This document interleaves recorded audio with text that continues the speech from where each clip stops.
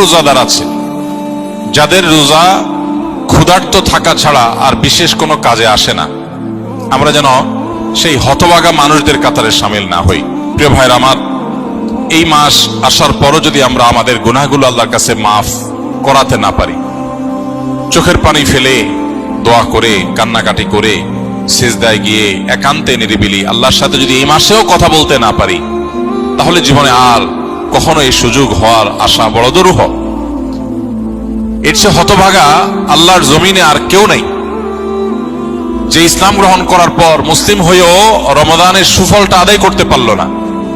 তার চেয়ে হতভাগা আর কেউ নেই। এই জন্য শুধুমাত্র এই গতানুগতিক সিয়াম আর তারাবি নয়, বরং এর পাশাপাশি আল্লাহর কাছ থেকে গুনাহগুলোকে মাফ করাবার জন্য আমাদের বিশেষ প্রচেষ্টা থাকতে হবে। দুর্ভাগ্য আমাদের, আমরা বেশিরভাগ মানুষ রমাদান মাসের গভীর তাৎপর্য, গুরুত্ব, এর মাহাত্ম্য, এর মর্যাদা, আল্লাহর তরফ থেকে এই মাসের বিশাল বড় যে সুবর্ণ সুযোগ, সেটিকে আমরা অনুধাবন করতে পারি না। আমাদের রমাদান সাধারণত 4টি কাজকে ঘিরেই হয়ে থাকে। আমরা সচরাচর রমাদান মানে মনে করি বেশি থেকে বেশি দিনে রোজা রাখা, সিয়াম পালন করা, রাতে তারাবির সালাত আদায় করা, আর সন্ধ্যায় ইফতার এবং ভোরে সাহারি করা। এই 4টি জিনিসের নামই শুধুমাত্র আমরা রমাদান মনে করি, অথচ রমাদান শুধুমাত্র এই 4টি ইবাদতের মধ্যেই সীমাবদ্ধ নয়। রমাদান এসেছে আমাদের সারা বছরের ঘাটতি পুষিয়ে নেওয়ার জন্য। সারা বছর আমরা যে নানা কারণে শয়তানের প্ররোচনায় প্ররোচিত হয়ে, নফসের ধোকায় প্রতারিত হয়ে আমরা যে গুনাহের সাগরে হাবুডুবু খাই, সেগুলোকে মাফ করাবার দারুণ এক সুযোগ আল্লাহ তাআলা আমাদেরকে রমাদান মাস দিয়েছে। এবং সেই সাথে সারা বছর নেকামল করার যে সুবর্ণ সুযোগ আল্লাহ দিয়েছেন, সেগুলো আমরা হাতছাড়া করার পর বছরের সবচেয়ে বড় রিকভার করার মাস হলো, সময় হলো, মৌসুম হলো রমাদান মাস। এজন্য এই মাসটি হলো ইবাদতকারী, ইমানদার, মুসলিম এবং জান্নাত প্রত্যাশী মানুষদের ইবাদতের মৌসুম, নেকামলের সিজন। আল্লাহ রাব্বুল আলামিন এই মাসের সর্বোচ্চ সদ্ব্যবহার করার তৌফিক আমাদের সবাইকে দান করুন।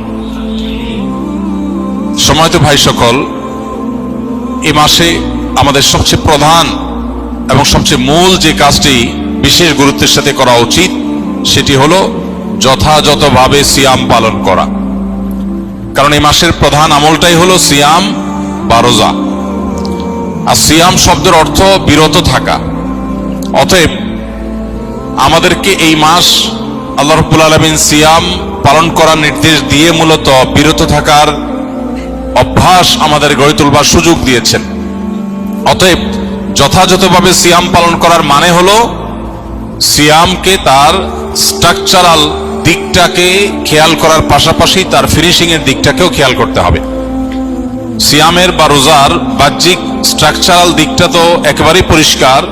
সুবহে সাদিক থেকে নিয়ে ফজরের ওয়াক্ত হয় তখন থেকে নিয়ে সূর্যাস্ত পর্যন্ত এই পুরো সময় পানাহার এবং যৌনতা, এটা থেকে বিরত থাকা, এটাই হলো সিয়ামের মূল স্ট্রাকচার। এটা ঠিক রাখার পাশাপাশি আমরা যখন সিয়ামকে অর্থবহ করার জন্য অন্য সব নিষিদ্ধ বিষয়গুলো থেকেও বিরত থাকবো, বেঁচে থাকবো, তখন ইনশাআল্লাহ সিয়াম আমাদের আরো বেশি কার্যকর, আরো বেশি যথাযথ, আরো বেশি আমাদের জন্য জান্নাত লাভের কারণ হবে, জাহান্নাম থেকে মুক্তির কারণ হবে ইনশাআল্লাহ বিইذনিল্লাহ। এজন্য সিয়াম সাধনা করে এই পুরো মাস জুড়ে সকল প্রকার গুনাহ থেকে বেঁচে থাকা, এটা আমাদের অন্যতম একটা কর্তব্য। নবী করিম সাল্লাল্লাহু আলাইহি সাল্লাম বলেছেন, রুব্বা সাইমিন লাইসা লাহু মিন সিয়ামিহি ইল্লাল জু'। বহু রোজাদার আছে যাদের রোজা ক্ষুধার্ত থাকা ছাড়া আর বিশেষ কোনো কাজে আসে না। আমরা যেন সেই হতভাগা মানুষদের কাতারে সামিল না হই। আল্লাহ রাব্বুল আলামিন আমাদের সবাইকে সেই তৌফিক দান করুন। প্রিয় ভাইরা আমার, এজন্য মুখ দ্বারা গীবত, মিথ্যা, পরনিন্দা, ঝগড়া, যত রকমের নিষিদ্ধ কর্ম আছে সেগুলো থেকে বিরত থাকা, হাত দিয়ে, পাও দিয়ে, অন্য অঙ্গ প্রত্যঙ্গ দিয়ে সকল প্রকার গুনাহ থেকে বেঁচে থাকা, এটা হবে আমাদের রমাদানের অন্যতম একটা গুরুত্বপূর্ণ পদক্ষেপ। এটা যদি করতে পারি তাহলে রমাদান মাসের সিয়াম পালন সার্থক হবে, সফল হবে ইনশাআল্লাহ বিইذনিল্লাহ। আল্লাহ আমাদের সবাইকে সকল প্রকার গুনাহ থেকে বেঁচে থাকার তৌফিক দান করুন।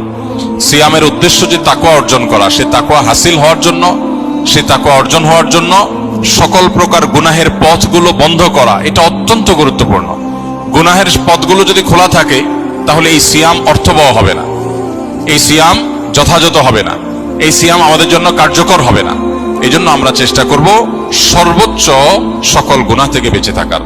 রব্বে করিম আমাদের সবাইকে সেই তৌফিক দান করুন।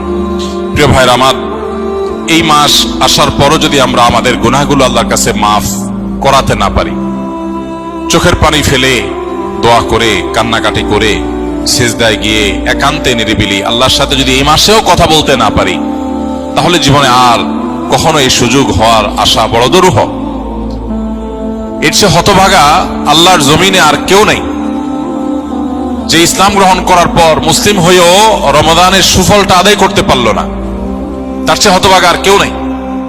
এই জন্য শুধুমাত্র এই গতানুগতিক সিয়াম আর তারাবি নয়, বরং এর পাশাপাশি আল্লাহর কাছ থেকে গুনাহগুলোকে মাফ করাবার জন্য আমাদের বিশেষ প্রচেষ্টা থাকতে হবে। ইফতারের আগে চোখের পানি ফেলে কায়ে মনোবাক্যে দুহাত তুলে প্রাণ উজাড় করে আল্লাহর কাছে আমরা দোয়া নিবেদন করব, এবং সাহরি খেতে উঠলে ভোর রাতে তখন দোয়ায় মনোনিবেশ করব।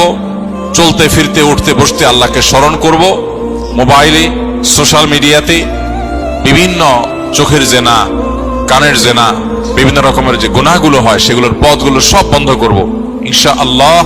তবে এই রমাদান আমাদের তাকওয়া হাসিলের কারণ, এই সিয়াম আমাদের তাকওয়া অর্জনের কারণ এবং আমাদের জীবনকে পরিবর্তনের কারণ হবে ইনশাআল্লাহ বিইذنিল্লাহ।